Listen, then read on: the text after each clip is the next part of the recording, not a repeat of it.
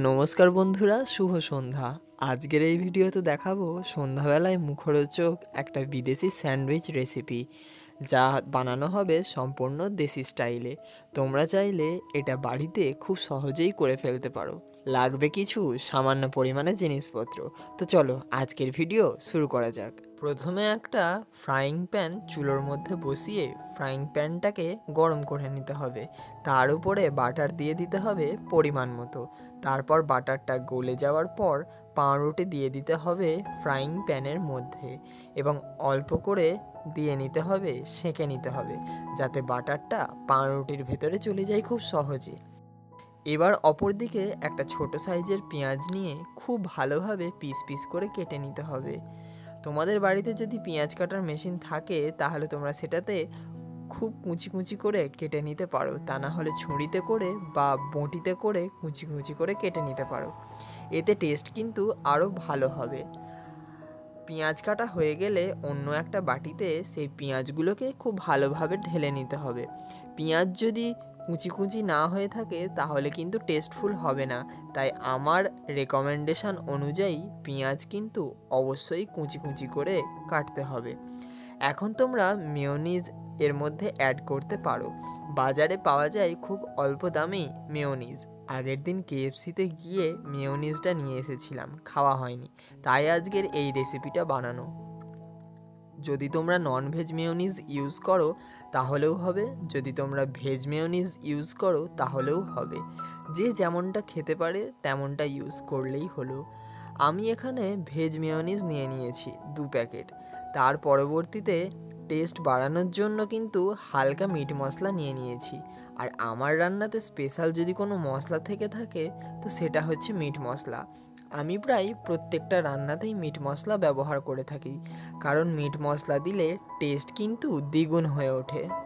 এখন খুব ভালোভাবে সময় নিয়ে মিক্স করে নিতে হবে এই মেয়োনিজটা। মিট মশলার সাথে পেঁয়াজ সব কটাকে একসাথে খুব সুন্দরভাবে মিক্স করে নিতে হবে। খুব ভালোভাবে মিক্স করে নেওয়ার পরে এখন অ্যাড করতে হবে টমেটোর সস। আমি এখানে কিষানের টমেটো সস ইউজ করছি।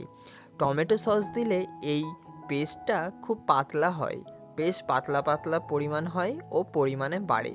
তাই পরিমাণ বাড়ানোর জন্য টমেটো সস দিয়ে খুব ভালোভাবে নাড়িয়ে নিতে হবে, খুব মিহিভাবে। এখন এই পেস্টটা বানানোর জন্য যতটা পরিমাণে মিহি করবে ততটা পরিমাণ কিন্তু টেস্টফুল হবে।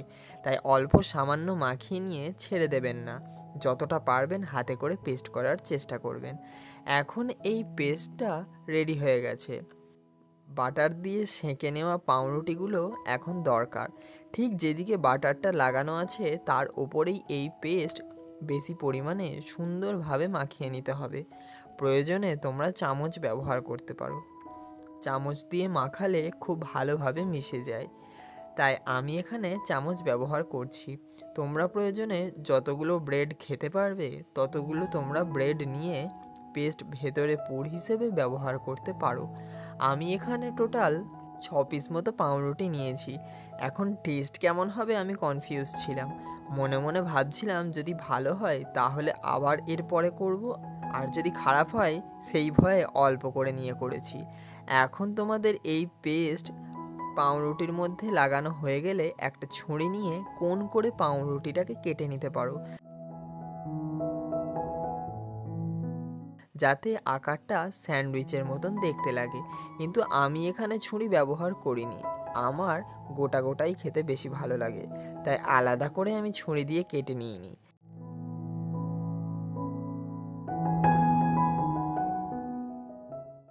এখন সময় হচ্ছে সব কটা পাউরুটির মধ্যে যদি এই পেস্ট ভরা হয়ে যায় তাহলে একটা সম্পূর্ণভাবে তৈরি হয়ে গেল বিদেশি স্টাইলে দেশি স্যান্ডউইচ,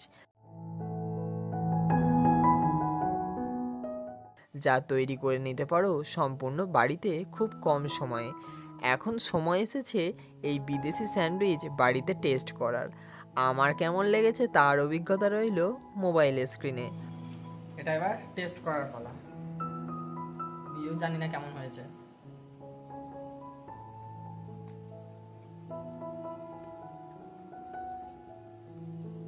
ভালো হয়েছে, ভালোই হয়েছে।